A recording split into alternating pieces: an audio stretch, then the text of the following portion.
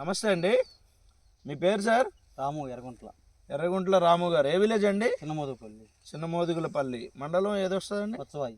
వచ్చవాయి మండలం, NTR district. Okay, మేము వేద అగ్రిటెక్ నుంచి వస్తున్నామండి. వేద అగ్రిటెక్ వారిది యోధ అనేటువంటి గుళికలు మీ మొక్కజొన్న పంటలో దేని నిమిత్తం తీసుకొచ్చేసారు? కత్తెర పురుగు మామూలుగా మాకు కొద్ది క్వాలిటీకి వస్తుందని చెప్పి తీసుకొచ్చి వేసాం. ఎన్ని రోజులు అవుతుందండి ఈ గుళికలు వేసి మీరు? ఇవాళ 12 రోజులు. 12 రోజులు అవుతుంది. వేసేటప్పుడు పురుగు ఏమన్నా కనిపించిందా? ఉంది.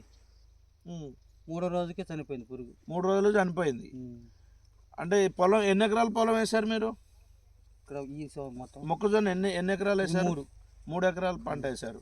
3 ఎకరాల పంటకి ఈ వేద కంపెనీ వారిది యోధ అనేటువంటి గుళికలు ఎన్ని ఎకరాలకు వేశారు? ఈ అంటే చెప్పలేము. ఆ గుట్టానికి సుమారు 1 ఎకరం దాకా ఉంటుంది. 1 ఎకరం దాకా ఉంటుంది. మిగతా 2 ఎకరాలకి ఏ మందు వాడారు? వాయుయంత్ర వాళ్ళది గుళికలు తీసుకొచ్చాం. వాయుయంత్ర వాళ్ళది గుళికలు తీసుకొచ్చారు.